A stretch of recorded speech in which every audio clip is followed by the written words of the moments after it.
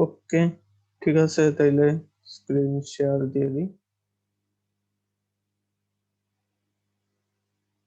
আচ্ছা, তো একটু আগে যেটা দেখলাম যে কিভাবে আমরা একটা লুপ চালাতে পারি, লুপের মাধ্যমে একটা জিনিস প্রিন্ট করতে পারি। আচ্ছা ভাইয়া, হ্যাঁ ওই যে ভিডিও ড্রাইভ গুলো এগুলো ডাউনলোড করা যায় না?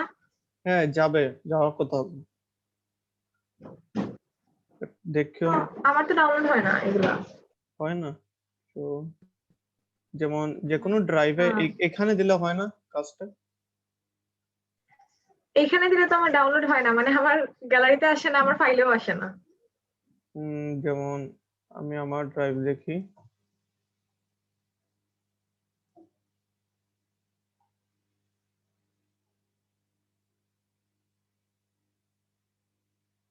উম, যেমন এখানে আছে আইসিতে জিনিসটা ডাউনলোড তো হওয়ার কথা, মানে এই যে এখানে দিলে আর কারোর হয় ডাউনলোড? জিনিসটা আসা উচিত মেনলি। এই যে সাপোজ এখানে দিলে এরকম আসা উচিত। তো দেখো, এই যে কি করছি, মেনলি তোমার এইরকম আসে যে ডাউনলোডে ক্লিক করলে স্ক্যানিং এটা লিখে তারপরে এরকম আসে। না, আমার তো লেখা থাকে ওই যে the video will be downloaded, এরকম ফোনে করি তো ডাউনলোডটা। বুঝছি। তো ওই সময় তো দেখায় ডাইরেক্ট যে হচ্ছে, এখন তারপর আর হয় না। ওহো, তাহলে মেনলি ব্রাউজারের সমস্যা, মানে ঝামেলা হইতে পারে। তো ট্রাই করিও ল্যাপটপ দিয়ে বা এরকম কিছু দিয়ে করা, আশা করি হয়ে আচ্ছা যাবে। আচ্ছা তাহলে। এটা ভালো হবে। তো ঠিক আছে। আচ্ছা, তো এটা গেল ফরের একটা বেসিক ডেমো। সাপোজ কেউ যদি চাই জাস্ট এই সংখ্যাটা দেখাতে কি কি হচ্ছে, যেমন আমরা জাস্ট আই এর মানটা প্রিন্ট করাবো, তাহলে সেম 1 থেকে 10-এর ভিতর সংখ্যাগুলো প্রিন্ট করার কথা। 1 থেকে 10-এর ভিতর সংখ্যা, কারণ কি লুপটা 1 থেকে 10 পর্যন্ত চলছে। এখন একটা জাস্ট ছোটখাটো পর্যবেক্ষণ, 1 থেকে 10 লেখা যে কথা, 0 থেকে 9 লেখাও সেম জিনিস। কারণ কি জিনিসটা 1 থেকে 10 এর ভিতর সংখ্যা আছে 10টা, 0 থেকে 9 এর ভিতরও সংখ্যা আছে 10টা। তো এই জিনিসটা এইভাবে লেখা যায়, for i equal to 0, i smaller than or equal to 9, i plus plus। তাহলে দেখো 10 বার জিনিসটা প্রিন্ট হচ্ছে, মানে একটা লুপের কাজ 10 বার চলবে এবং প্রত্যেকবার আমি i এর মানটা দেখাচ্ছি। 0 থেকে 9 পর্যন্ত ডিজিট হলো কি 10টা। 0 থেকে 9 মানে 0 থেকে 10-এর ছোট সকল সংখ্যা। 9 এর সমান বা ছোট, এটার কথা মানে 10-এর চাইতে ছোট হবে, 10-এর সমান হবে না। তো এই জিনিসটা যদি দেই তাহলে 0 থেকে 9 প্রিন্ট হবে। দেখো 0 থেকে 9 প্রিন্ট হচ্ছে এবং লুপের কাজটা কিন্তু 10 বারই হচ্ছে। কেউ যদি দেখতে চায় যে এইটার কাজ কয়বার হচ্ছে, সাপোজ 10 দিল, আমি একটা জিনিসের মান রাখতে সাপোজ কাউন্টার ইকুয়াল টু 0 দিয়ে দিচ্ছি। একটা ভেরিয়েবল নিলাম কাউন্টার 0, প্রত্যেকবার আমি i এর মান প্রিন্ট করাবো এবং counter equal to counter plus 1, মানে প্রত্যেকবার i এর মানটা প্রিন্ট করাবো এবং কাউন্টারের মান 1 করে বাড়াবো, যাতে সবার শেষে বুঝতে পারি এই লুপটা কয়বার কাজ হচ্ছে। printf the loop has run for %d Times, মানে লুপটা এতবার চলছে। কয়বার চলছে, প্রত্যেকবারই আমরা যে সময় লুপের ভিতর গেছি কাউন্টারের মান 1 করে বাড়াইছি। তো কাউন্টার যদি আমরা লাস্টে প্রিন্ট করাই, জাস্ট এটার পর্যবেক্ষণ, মানে প্রত্যেকবার লুপের ভিতর যাবে, i এর মান প্রিন্ট করাবে এবং কাউন্টারের মান 1 করে বাড়াবে। কাউন্টার প্রথমে 0 ছিল, 1 হয়ে গেল, 1 যে সময় থাকবে সে সময় 2 হয়ে গেল, এরকম জিনিসটা।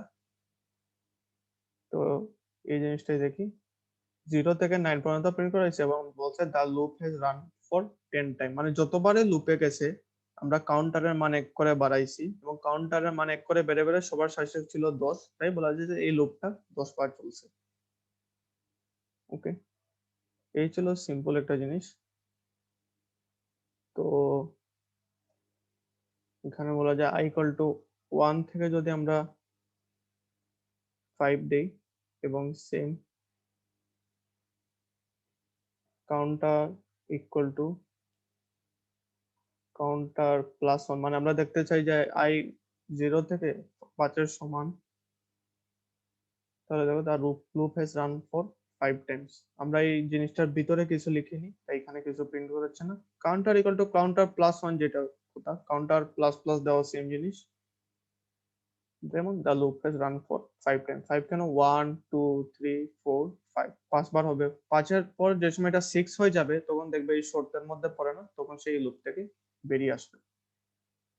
তো এখন যে জিনিসটা দেখবো এরপরে, ওকে এই জিনিসটা ক্লিয়ার আছে কিনা, মানে লুপের যে কাজ হয়, তাহলে এই জিনিসটা ক্লিয়ার থাকলে আমরা নতুন দুইটা টপিক দেবো, মানে যা হলো একটা কন্টিনিউ আর একটা হলো জি ভাইয়া বুঝছি। কন্টিনিউ আর ব্রেক। ওকে আশা করি ক্লিয়ার আছো।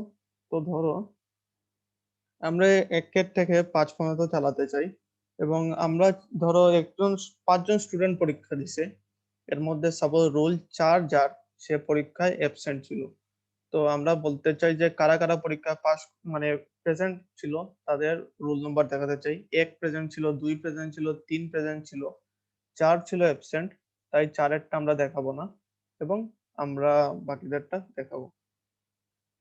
মানে আমরা 1 থেকে 5 পর্যন্ত স্টুডেন্ট ছিল, তার মধ্যে রোল 4 যার, রোল 4 ছিল অ্যাবসেন্ট, তো আমরা চাই এই 4 জন্য এই লোকটা কাজ না করুক, বাকিদের জন্য এই লোকটা কাজ করুক। এই জিনিসটা যেটা করব সেটা হলো কন্টিনিউর মাধ্যমে, mainly printf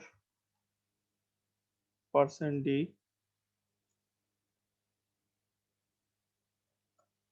new line I। এই অবস্থায় যদি দিই তাহলে দেখা যাবে যে 1 থেকে 5 পর্যন্ত সবগুলা প্রিন্ট করাবে। সাপোজ 5 জন স্টুডেন্ট ছিল, 4 নম্বর জন অনুপস্থিত ছিল, তাহলে তখন 4 নম্বর জনের জন্য আমরা চাই এই % ডেটা প্রিন্ট না করা, তাহলে আমরা এইভাবে লিখতে পারি if I double equal to 4, তাইলে কন্টিনিউ। I এর মান 4 হলে এই লুপটা কন্টিনিউ হবে। কন্টিনিউ মানে কি, প্রথমে I equal to 1, I equal to 4 না, এটার ভিতর কি ছিল তা দেখবে না, এখানে ঢুকবে, মানে I প্রিন্ট করাবে। I এর মান এরপরে হয়ে গেল বেড়ে 2, I প্লাস পাসের জন্য হয়ে গেল 2, I equal to 4 নয়, এটা দেখবে না, এখানে আসলো I এর মান 2, এরপর I এর মান 3 প্রিন্ট করা হলো। যে সময় দেখবে তার I এর মান 3 এর পরে 4 হয়ে গেল, তখন দেখবে ঠিক আছে I ডাবল ইকুয়াল টু 4, তাহলে এই যে কন্টিনিউ আছে, সে এই কন্টিনিউর মাধ্যমে বলবে I এর মান যেহেতু 4, কন্টিনিউ, মানে আর নিচে দেখার দরকার নাই, তুমি আবার উপরে চলে যাও। উপরে চলে যাওয়ার মানে কি, I এর মান আরো 1 করে বাড়িয়ে দাও, তখন I এর মান হয়ে যাবে 5, এবং 5 এর জন্য সে এই জিনিসটা প্রিন্ট করবে। মানে 4 এর জন্য জাস্ট এই প্রিন্টের কাজটা হবে না, বাকিগুলোর জন্য প্রিন্টের কাজটা হবে। তো দেখো 1 2 3 5 এই জিনিসটা 4 বার প্রিন্ট করাইছে। এখন যদি কেউ চায় যে এই যে I double equal to 4 continue, এই জিনিসটা এখানে না লিখে এখানে লিখো, তাহলে কি হয় চিন্তা করে দেখো। I এর মান 1, প্রিন্ট করাবে 1, সমস্যা নেই। I এর মান 1 প্রিন্ট করেছে, I এর মান 4 নয়, চিন্তা করার দরকার নেই। I এর মান 2, সমস্যা নাই, প্রিন্ট করাবে। I এর মান 3, এখানে প্রিন্ট করবে। I এর মান যে সময় 4 হয় দেখো, এখানে এটার ভিতর প্রবেশ করছে, প্রবেশ করে এই প্রিন্টারের মাধ্যমে সে কি করছে, 4 প্রিন্ট করায় ফেলছে। এরপরে দেখছে I এর মান 4 হলে কন্টিনিউ, I এর মান 4 হলে কন্টিনিউ, সে প্রিন্টের পরে পাইছে, প্রিন্ট করায় ফেলছে, এরপরে 4 পাইছে, তাই এরপরে যদি আরো কিছু থাকতো তাহলে ওইগুলা সে প্রিন্ট করাইতো না, উপরে চলে যাইতো। তো এমত অবস্থায় দেখি কি রান হয়। এমত অবস্থায় দেখো 1 2 3 4 5, কেন, কন্টিনিউ পাওয়ার আগে সে প্রিন্টের অপশনটা পেয়ে গেছে, সে প্রিন্ট করায় ফেলছে, এরপরে কন্টিনিউ দিছে। এই জিনিসটা আরো ক্লিয়ারলি বোঝার জন্য printf আমরা যদি দেই is present new line, মানে কি করবে, প্রথমে বলবে 1 is present, 2 is present, 3 is present, 4 এর পর্যন্ত দেখো I ডাবল ইকুয়াল টু 4 হলে কন্টিনিউ, মানে নিচের কিছুই আর এক্সিকিউট হবে না। 4 এর জন্য এটা হবে না, 5 এর জন্য আবার আসবে if present, is present। তো দেখো জিনিসটা 1 is present, 2 is present, 3 is present, 4 এর পরে কিছুই নাই। তো এই জিনিসটারে এখানে যদি নিউ লাইন না দিই তাহলে একটু ক্লিয়ার হবে। তো এটার আউটপুট আমরা চিন্তা করি, দেখো 1, যে সময় 1 ছিল এখানে 1 প্রিন্ট করাইছে, I এর মান হলো 1, 4 এর সমান নয়, তাই এখানে কি আছে দেখবেন, সে কি করবে 1 ইজ প্রেজেন্ট দেখাবে। এর মানে যে সময় 2% দিয়ে এখানে 2 প্রিন্ট করাইছে, আই এর মান 4 নয়, এটা দেখবে না, is present 3 same is present. যে সময় আই এর মান 4 দেখো, যে সময় আই এর মান 4 সে কি করাইছে 4, এখানে 4 এর পরে স্পেস দেওয়া দরকার, একটা স্পেস।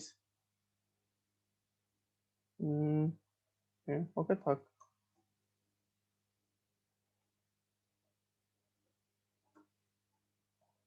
এখানে একটা নিউ লাইন দিয়ে দিই, তাহলে দেখতে সুন্দর লাগবে। ওকে 1 is present, 2 is present, 3 is present. যে সময় আই এর মান 4 ছিল, 4 প্রিন্ট করে ফেলছে। এরপরে বলছে আই ডাবল ইকুয়াল টু 4 হলে কন্টিনিউ, মানে লুপের কাজটা এখানে আপাতত শেষ, মানে এই 4 এর জন্য আর কোনো কাজ করতে হবে না, তুমি এই 4 এর মানটা 1 বাড়িয়ে দাও। তখন কি করবে, 4 এর মান 1 বাড়ালো 5 হলো, 5 ইজ প্রেজেন্ট, এটা দেখো। তো এটা সিম্পল জিনিস ছিল। চাইলে ইফ এর পরিবর্তে পরে যদি আমরা জাস্ট একটা লাইন লিখি তাহলে কোনো সেকেন্ড ব্র্যাকেট দেওয়া লাগে না। যদি একাধিক লাইন লিখতে চাও, যেমন printf স্পেস ইজ অ্যাবসেন্ট লিখলাম, এটা প্রিন্ট করে চাই যে আমরা কন্টিনিউ করতে, তাহলে দেখো কি হবে। 1 থেকে 5 এর ভিতর সবগুলোর জন্য আসবে percent D is present, just 4 I equal to 4 হলে আসবে ইজ অ্যাবসেন্ট। তো দেখো 1 is present, 2 is present, 3 is present, 4 is absent. এরপরে দেখো কন্টিনিউ দেওয়ায় এই যে ইজ প্রেজেন্ট এই জিনিসটা ঘটতেছে না, এরপরে আই এর মানটা 1 বেড়ে গেছে, 5 হয়ে গেছে। তো এই জিনিসটা ক্লাসের মতো চিন্তা করা যায়, যেমন তোমার যেমন স্কুলে বা কলেজে 6টা ক্লাস আছে, হঠাৎ বললো 4 নম্বর যে ক্লাস সেটা হবে না, তো 1 2 3 5 6 ক্লাস হবে, মানে 5 6 নম্বর ক্লাস হবে, কিন্তু 4 নম্বর ক্লাসটা হবে না। তো এখানেও সেম জিনিস, 1 নম্বর ক্লাস হলো, 2 নম্বর ক্লাস হলো, 3 নম্বর ক্লাস হলো, 4 নম্বর ক্লাসে ধরো 10 মিনিট হয়েছে, এরপরে টিচারের একটা কল আসছে, উনি বলছে ঠিক আছে আর 4 নম্বর ক্লাসটা হবে না, তোমাদের পরবর্তী ক্লাসগুলো হবে। তো এই কনসেপ্টটাই হলো গিয়ে পরবর্তী ক্লাস হলো গিয়ে 5 6 এগুলো হয়েছে। তো এই কনসেপ্টটা হলো কন্টিনিউয়ার কনসেপ্ট। তো যদি কেউ এখানে 10 দিতে চায় তাহলে দেখো 1 প্রেজেন্ট, 2 প্রেজেন্ট, 3 প্রেজেন্ট, জাস্ট 4 এর জন্য আমরা বলছি কন্টিনিউ, 4 অ্যাবসেন্ট, 5 6 7 সব প্রেজেন্ট। তো এটা হলো গিয়ে কন্টিনিউ।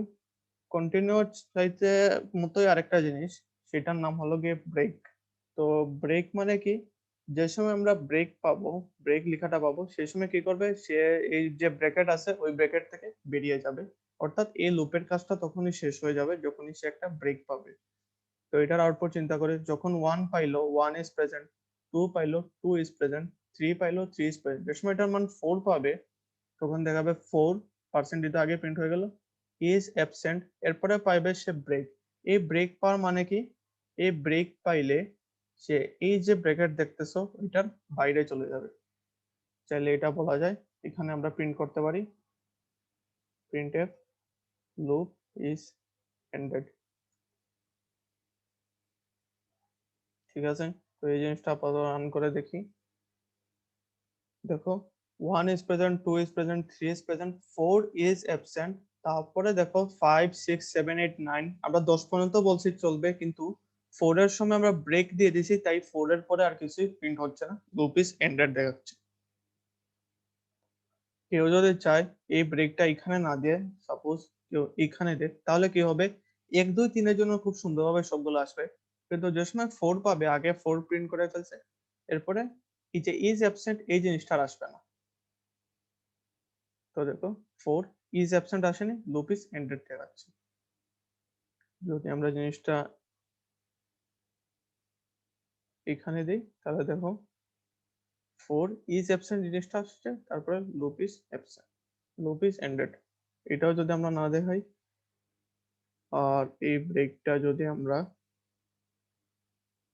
আপাতত এখানে দিয়ে দিই,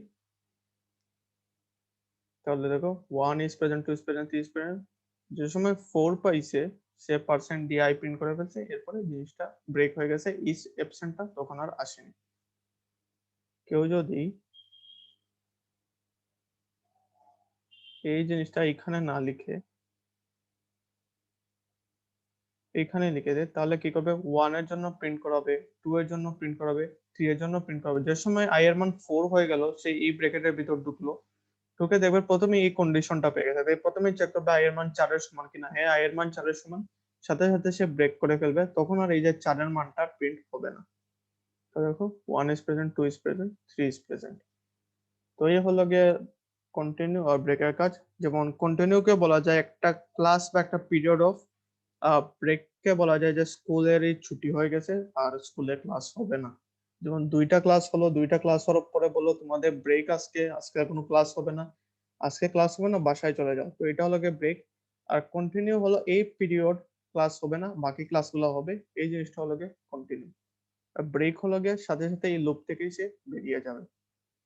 ধরো এখানে কেউ 6 দিল, তাহলে দেখো 1 2 3 4 5 পর্যন্ত ঠিক আছে। যে সময় সে 6 মান হয়ে, i এর মান হয়ে গেছে 6, তখনই সেখান থেকে বেরিয়ে গেছে। এই জিনিসটা যদি কেউ সেম কাজ এখানে দেয়, তখন দেখো 1 is present, 2 is present, 3 4 5 is present। যে সময় 6 এ আসছে, প্রথমে সে এই জিনিসটা প্রিন্ট করে ফেলছে, তারপরে এই কন্ডিশনে ঢুকছে i equal to 6 হলে ব্রেক, তারপরে শেষ। তো এই জিনিসটা ব্রেক আর কন্টিনিউ বুঝে থাকলে বেশ মোটামুটি সিলেবাসের ভালো একটা অংশ শেষ হয়ে যাবে। এবং এরপরে আরেকটা জিনিস দেখতে পারবো যে অনেকগুলো সংখ্যার যোগফল, গুণফল এগুলো নির্ণয়ের প্রোগ্রাম দেখতে পারবো। মানে ধারা? হ্যাঁ বলো। ও না না না, আপনার আচ্ছা, ঠিক আছে, তাহলে আশা করি এটা বোঝা গেছে। মানে যারা ওই ক্লাসটা করোনি বা করছো, তোমরা কারো কোনো সমস্যা থাকলে বলতে পারো, আমি আবার বা নতুন করে অন্যভাবে বোঝানোর চেষ্টা করব। আর যদি ওকে থাকো তাহলে ঠিক আছে, আমরা পরবর্তী দেখতে পারি। তো রেসপন্স করো, কি মনে হয় আর বোঝানো লাগবে? আমি তো বুঝছি ভাইয়া। আমিও ও- বুঝছি। আচ্ছা, ওকে, ঠিক আছে। তাইলে এটা যদি হয়ে যায়, তাহলে একটা জিনিস দেখি আমরা।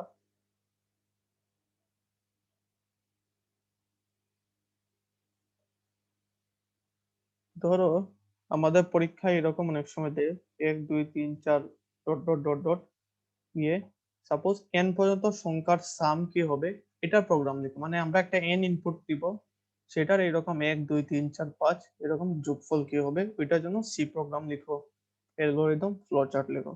তো এটার সি প্রোগ্রামটা চিন্তা করো। n পর্যন্ত দেখো, 1 থেকে শুরু করে n পর্যন্ত, এটা অনেকটা একটা লুপের সাথে চিন্তা করা যায়। 1 2 3 4 5 6 7 8 9, এরপরে n পর্যন্ত। সাপোজ n এর মানটা হলো গিয়ে 10, মানে কি 1 থেকে 10 পর্যন্ত সংখ্যাগুলো যোগ করব, যোগফলটা আমরা নির্ণয় করব। তো এই যোগফলটার মান একটা সামে রাখা যায়। প্রথমে আমরা বলে দিলাম একটি সাম ইকুয়াল টু 0। পরে দেখো এই সামের সাথে কি হবে, সাম ইকুয়াল টু প্রথমে 1 যোগ হবে, তারপরে এটার সাথে 2 যোগ হবে, 3 যোগ হবে, 4 যোগ হবে, ডট ডট ডট দিয়ে একদম লাস্টে এটাতে 10 যোগ হইল। তো এই জিনিসটাকে বলা যায়, যে সময় i এর মান 1, তখন সাম ইকুয়াল টু সাম প্লাস 1। যে সময় তখন সামের মান হয়ে গেল 1। যে সময় i ইকুয়াল টু 2, তখন সাম ইকুয়াল টু সাম প্লাস 2। মানে সামের মান আগে ছিল 1, তখন হয়ে যাবে 1 প্লাস 2 সমান 3। তারপরে দেখো যখন i ইকুয়াল টু 3, তখন আমরা বলবো সাম ইকুয়াল টু সাম প্লাস 3। মানে আগে দেখো এই যে সামের মান ছিল 3, এটার সাথে আরো 3 যোগ হবে, ইকুয়াল টু 6। পরে i ইকুয়াল টু 4 যে সময় হবে সাম ইকুয়াল টু সাম প্লাস 4, মানে 6 প্লাস 4 ইকুয়াল টু 10। তো আমরা যদি চিন্তা করি 1 যোগ 2 যোগ 3 যোগ 4, এটার মান হয়ে গেল 4। তাহলে এভাবে বলা যায় প্রথম 4টা ক্রমিক সংখ্যার যোগফল 10। তো এই জিনিসটা আমরা লুপের মাধ্যমে করব। তো দেখো, তো ধরলাম আমাদের, আমরা এরকম একটা প্রোগ্রাম নির্ণয় করতে চাই 1 plus 2 plus 3 plus 4 plus 5 equal to 1, মানে প্রথম 5টা সংখ্যার যোগফলের প্রোগ্রাম। তো এটারও বলা যায়, দেখো শুরু হয়েছে 1 থেকে, শেষ হয়েছে 5 এ গিয়ে। তার i equal to 1, i smaller than or equal to 5, এবং প্রত্যেকবার i এর মান কত করে বাড়তেছে দেখো, 1 করে বাড়তেছে, তাই i প্লাস প্লাস। একটা ভেরিয়েবল নিলাম যেটাতে আমরা যোগফল রাখবো, ধরো সাম নিলাম। সাম ইকুয়াল টু প্রথমে বললাম 0, তারপরে কি করব, আমরা বলতে পারি সাম ইকুয়াল টু সামের আগে যে মানটা ছিল ওই মানের সাথে আমরা আই যোগ করব। তো এটাতে কি হয়, যে সময় সাম ইকুয়াল টু প্রথমে ছিল 0, আই ইকুয়াল টু 1, তখন কি হয়েছে, sum equal to sum plus i হয়েছে। হুম, হ্যাঁ হ্যাঁ হ্যাঁ, okay. Sum equal to sum plus i হয়েছে মানে কি 0 plus 1 equal to sum equal to 1 হয়েছে। এটা হলো গিয়ে 1 এর জন্য। পরে আই এর মান হয়ে গেল 2, কিন্তু সামের মান হলো গিয়ে 1, আই এর মান হলো গিয়ে 2। তখন সাম ইকুয়াল টু যদি আমরা লিখি সাম প্লাস আই সমান হইলো গিয়ে 1 প্লাস 2 সমান 3। এরকম জিনিসটা চলতে থাকবে। পরবর্তীতে সামের মান হয়ে গেল 3 এবং আই এর মানও হয়ে গেল 3। তাই তখন সাম equal to sum plus I সমান হবে 3 প্লাস 3 সমান 6। তো এরকম এই জিনিসটা চলতে থাকবে যত সময় পর্যন্ত না আই এর মানটা 5 এর সমান হয়। তো এরপরে যদি আমরা সবার শেষে আমরা প্রিন্টএফ দিয়ে %d, সাম প্রিন্ট করাই, তাহলে আমার 1 থেকে 5 এর ভেতর সংখ্যাগুলোর যোগফল চলে আসবে এবং এই যোগফলটা হলো গিয়ে 15। 1 2 3 4 5 এগুলোর যোগফল হলো গিয়ে 15। সেম জিনিস আমরা 5 পর্যন্ত না করে 1 থেকে 10 এর যোগফল নির্ণয় করতে পারি।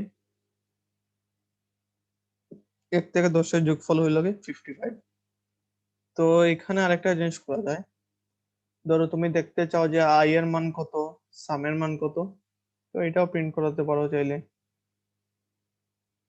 I is %d and sum is %d, তাহলে I, sum। আমি চাই যে প্রত্যেকবার আই এর মান কত আর সামের মান কত এটা দেখতে।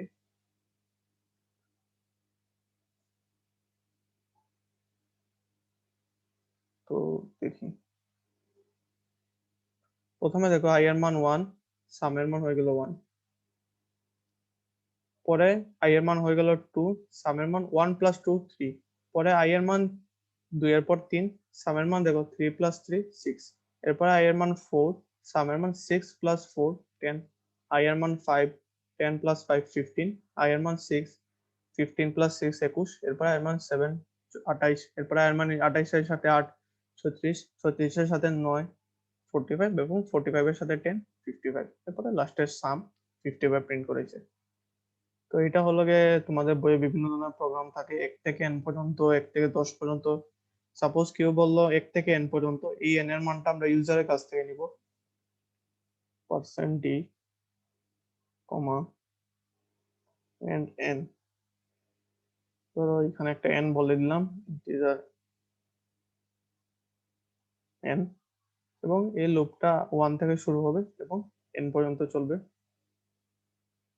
ঠিক আছে, তাহলে সেম জিনিস আমরা রান দিলাম, ধরো n এর মান দিলাম 5, তাহলে এরকম আসবে।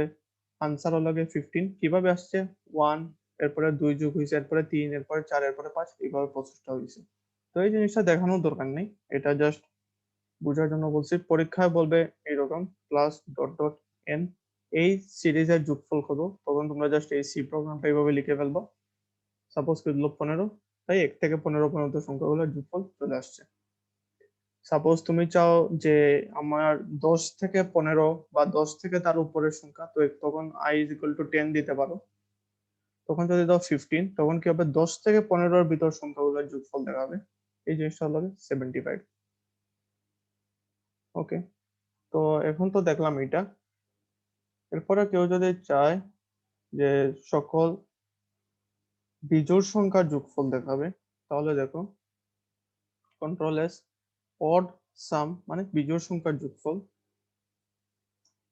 Include standard input output dot H, এরপরে দিলাম integer main, okay, integer I, এরপরে ইন্টিজার এন, এরপরে সাম ইকুয়াল টু 0 লিখতে পারে। ফর লুপ শুরু হলো, i equal to 1, i smaller than equal to suppose n, আর i প্লাস প্লাস, ধরো আমি n এর মান বলে দিলাম 10। n এর মান এখানে 10 বলা যে কথা, এখানে 10 লেখাও সেম। চাইলে ইউজারের কাছ থেকে ইনপুট নিতে পারি, %d, n m, মানে ইউজারের কাছ থেকে বললাম ইউজার কত পর্যন্ত সংখ্যার যোগ চায়, তখন লেখা যায় sum equal to sum plus I। ওকে, এই কথাও লেখা যায়, অথবা sum plus equal to I, এটাও লেখা যায়। পরে আমরা just simple def %d, I। ওকে, তো আপাতত যদি এটা থাকে, যদি আমরা ধরো 5 দেই,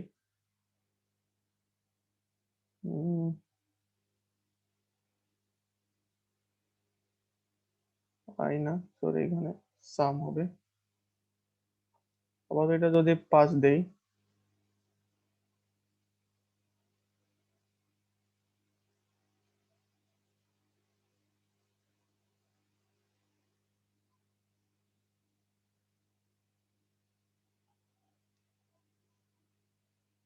ধরো 7 দিলাম, তাহলে প্রথম 7টা সংখ্যার যোগফল দেখাচ্ছে, যেটা 28।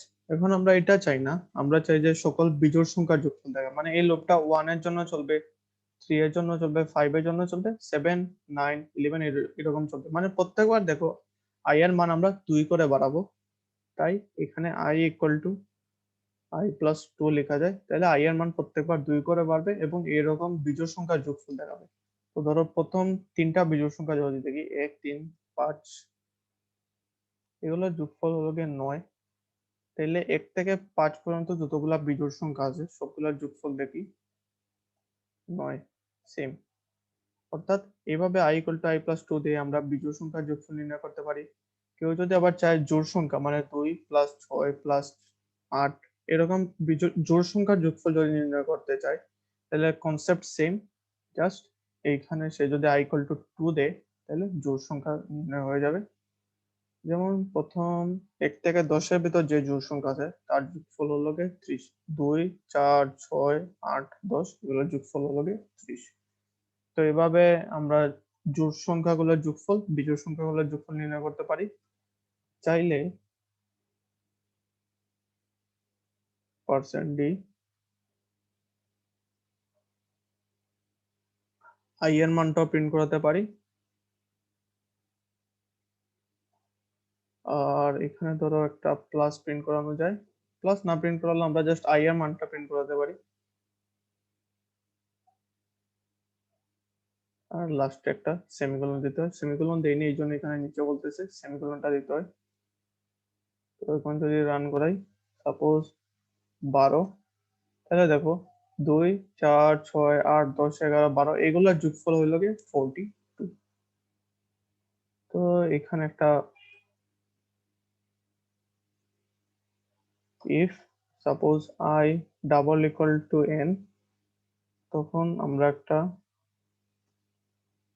printf সমান চিহ্ন দিব, else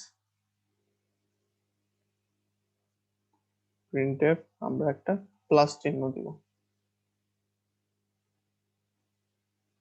অর্থাৎ আমি যে ধারাটার যোগফল এরকম দেখাতে চাই, ধরো 1 থেকে 20, তাহলে দেখো 2 + 6 + এরকম প্লাস প্লাস দিয়ে লাস্টেরটার জন্য আমি জাস্ট প্লাস না দিয়ে ইকুয়াল টু দিছি।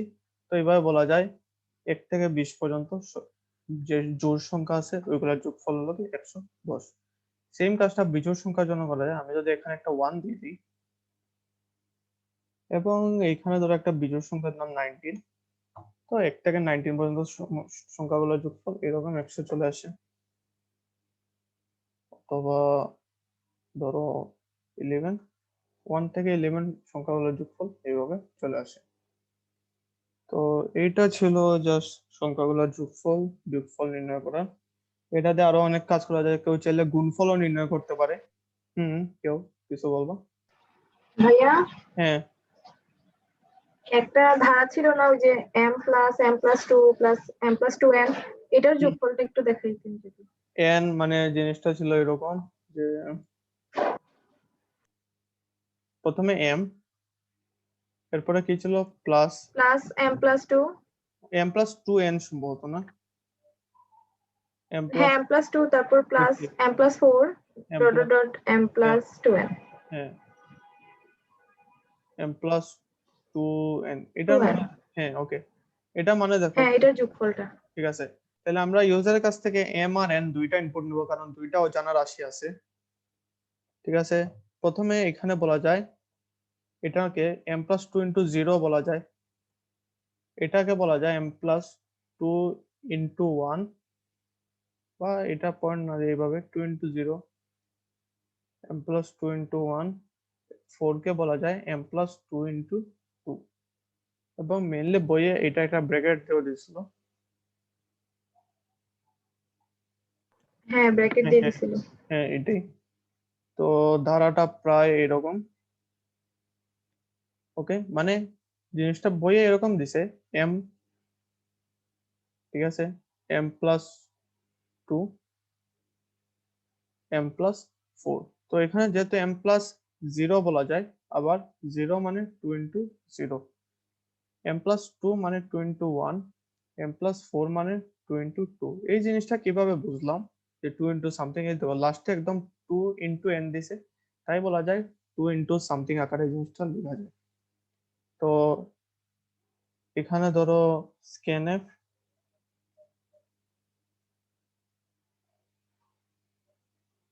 %d %d comma and m comma n, আর এখানে একটা m নিয়ে নিলাম। যেহেতু এখানে যোগ করতেছি তাই আমরা সাম ইকুয়াল টু 0, আর গুণ করলে আমরা একটা 1 লিখতাম। ওকে, তো এটার জন্য ইকুয়াল টু হোয়াট, এটা হলো আমার প্রশ্ন। তো এটা এইভাবে লেখা যায়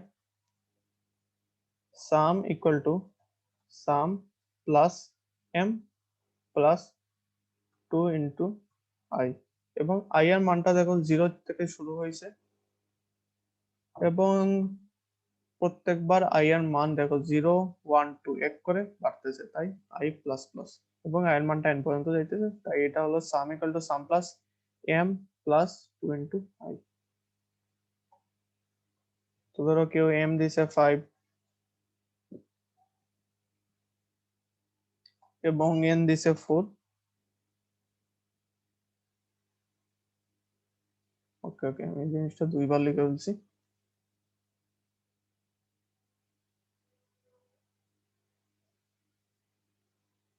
একটা জিনিসের m এর মান দিছে 5, n এর মান দিছে 4, তাহলে এটা 45 এবার চলে আসছে। তো এই কাজটাই, এই যে একটা ধারা, এটার যোগফল কিভাবে নির্ণয় করা যায়, প্রত্যেকবার দেখো m+2 ইন্টু সামথিং করে যুক্ত হয়েছে, m+2 into 0, m+2 into 1, m+2 into 2, 0 1 2 dot dot n পর্যন্ত, তাই একটা লুপ শুরু হয়েছে 0 থেকে, লুপটা চলবে n পর্যন্ত, এবং প্রত্যেকবার এটার মান সামের সাথে যুক্ত হয়েছে এই জিনিসটা। ওকে, ঠিক আছে। আচ্ছা হ্যাঁ বুঝছি। ওকে, হ্যাঁ হ্যাঁ ভাইয়া। আচ্ছা, ধরো একটা ধারা লাস্ট যেটা দেখি 1 into 2 into 3 into 4 into dot dot dot dot equal into n equal to what, এটা আমরা নির্ণয় করতে চাই। এটাও সহজ, যদি আমরা গুণের ক্ষেত্রে কাজ করতে চাই তাইলে ধরো ইন্টিজার আনসার ইকুয়াল টু তখন 1 লিখতে হয়, আর সামের ক্ষেত্রে আমাদের 0 থেকে শুরু করতে হয়। গুণের ক্ষেত্রে 1 লিখতে হয় কারণ কারণ 0 এর সাথে কোনো কিছু গুণ করলে ওটা 0 হয়ে যায়, তাই গুণের ক্ষেত্রে কাজগুলো সবসময় ইনটু আকারে লিখতে হয়, আনসার ইনটু i, এবং লুপটা শুরু হইতে হবে 1 থেকে। তো এখন যদি আমরা আউটপুট দেখি, ধরো কেউ 1 ইন্টু 2 ইন্টু 3, এটার আনসার হলো গিয়ে 6, তাহলে আমার m এর দরকার নাই আপাতত। ধরো কেউ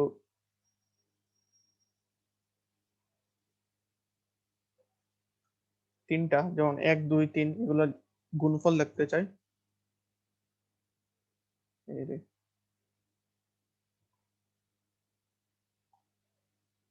1 2 3, তিনটা সংখ্যার গুণফল দেখতে চাই, তাহলে আনসার হয়ে গেল 6।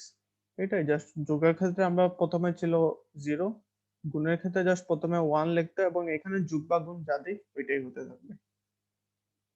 তো ঠিক আছে আজকে আর একটু যা বুঝেছি হ্যাঁ ভাইয়া মোটামুটি বুঝছি।